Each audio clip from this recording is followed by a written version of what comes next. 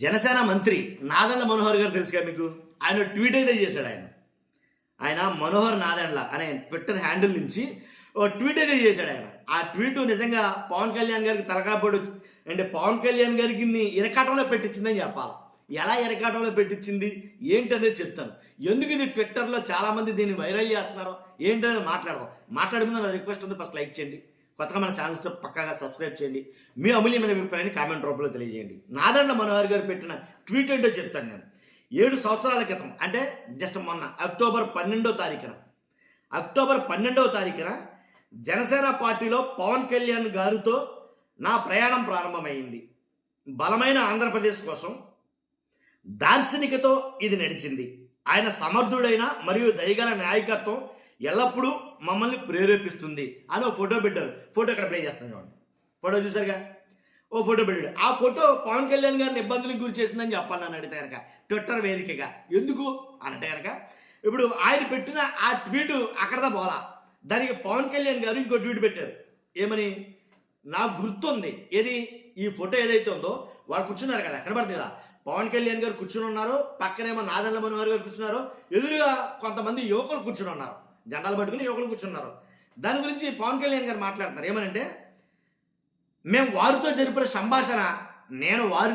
సంభాషణ నాకు చాలా స్పష్టంగా గుర్తుంది. వారు ఉచితాలను అడగడం లేదు. వాళ్ళు అడిగారంట యువకులు, మాకు ఉచిత పథకాలు మాకు వద్దండి బాబు, ఆ ఉచితాలతోటి ఆ ఉచిత పథకాలతోటి రాష్ట్రం నాశనం అయిపోతుంది, కానీ మాకు ఆ ఉచితాలు వద్దు అనే ఉచితాలు అడగడం లేదు. నాకు ఎటువంటి సంక్షేమ పథకాలను వాళ్ళు అడగడం లేదు.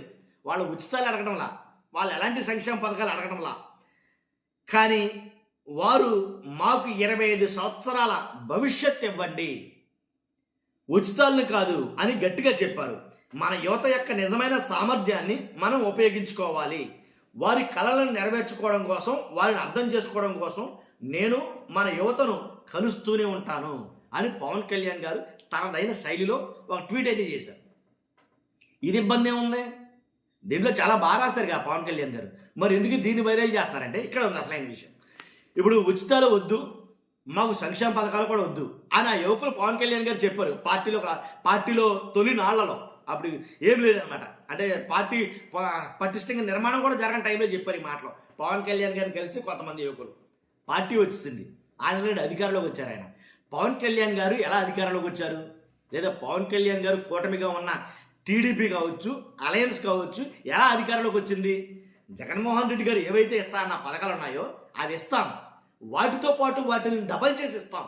ఏంటి ఇంతకు ఎంతెంత ఇస్తాం అంటే, మీకు వాళ్ళు 10 రూపాయలు ఇస్తే మేము 20 ఇస్తాం, వాళ్ళు 1000 ఇస్తే మేము 10,000 ఇస్తాం, వాళ్ళు 1,00,000 ఇస్తే మేము 10 లక్షలు ఇస్తాం అని ఒకటికి డబల్ చేసి, అవసరానికి మించి రెట్టింపు చేసి సంక్షేమ పథకాలు కావచ్చు, ఉచిత పథకాలు కావచ్చు ఇస్తామన్నాములోనే మీరు అధికారంలోకి వచ్చారు, అవునా? కానీ అక్కడ యువత ఏమడిగారు మిమ్మల్ని? అక్కడ అడిగిన యువకులు ఏమడిగారు? ఉచితాలు వద్దు, సంక్షేమ పథకాలు వద్దు అని అన్నారు. నేను అలాగే చేస్తానని అన్నారు కదా యువకులతో పాటు.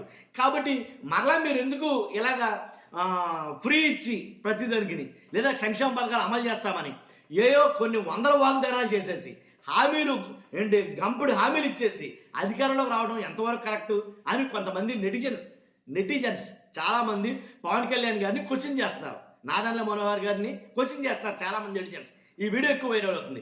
నిజమే, మీకు అది గుర్తుంటే కనుక, మరి గుర్తున్నప్పుడు మీరు ఎందుకు హామీలు ఇచ్చారు? నిజమే, అది గుర్తుంటే కనుక వాళ్ళు అడిగిన ప్రశ్నలు ఏదైతే ఉచితాలు వద్దు, సంక్షేమ పథకాలు వద్దు అన్నారు సార్, వాళ్ళు అడిగింది నాకు ఇంకా చాలా స్పష్టంగా గుర్తుందని అంటున్నారు కదా పవన్ కళ్యాణ్ గారు.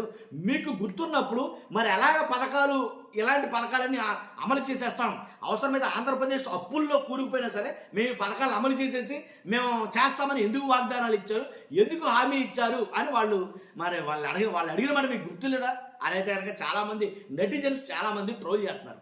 కానీ నిజమే కదా అనిపించింది నాకు కూడా. అంటే పవన్ కళ్యాణ్ గారు పెట్టిన ట్వీట్ కూడా అదే కదా, దాని సారాంశం కూడా అదే. ఉచితాలు వద్దు ఏంటి, తర్వాత సంక్షేమ పథకాలు వద్దు అని పవన్ కళ్యాణ్ గారు పెట్టిన ట్వీట్. మేము వారితో జరిపిన సంభాషణ నాకు చాలా స్పష్టంగా గుర్తుంది. వారు ఉచితాలను అడగడం లేదు, వారు ఎటువంటి సంక్షేమ పథకాలను అడగడం లేదు, కానీ వారు మాకు 25 సంవత్సరాల భవిష్యత్తు ఇవ్వండి, ఉచితాలు కాదు అని గట్టిగా చెప్పారు. మనం మామూలుగా చెప్పలేదంట యువకులు, గట్టిగా చెప్పారంట. అంత గట్టిగా చెప్పినా ఎలా మర్చిపోయారు పవన్ కళ్యాణ్ గారు? వాళ్ళు వద్దని అన్నారు కదా, మరలా మీరు ఎలా ఇస్తున్నారు? మరి ఇస్తామని చెప్పి ఎలా అధికారంలోకి వచ్చారు? అంటే ఆ మాటలు చెప్పకపోతే అధికారంలోకి రాలేమనా? అంతే కదా. కాబట్టి ఈ రకంగా అయితే కనుక నెటిజన్స్ తీవ్రంగా ట్రోల్ అయితే చేస్తున్నారు. చూద్దాం. కాబట్టి రాజకీయాలు అంటే ఇంతేనండి. ఏంటంటే అధికారంలో రావడం కోసం ఒక మాట మాట్లాడతాం, అధికారంలోకి వచ్చిన తర్వాత ఇంకో మాట మాట్లాడతాం. కాబట్టి మాట మీద నిలబడే తత్వం చాలా తక్కువ మందికి ఉంటుంది రాజకీయాల్లో. నేను బాగా అబ్జర్వ్ చేసింది అది. చూస్తున్నా. మీరు అందరూ కూడా మీ అభిప్రాయం కామెంట్ రూపంలో చేయండి. ఫస్ట్ అయితే లైక్ చేయండి. Thank you very much.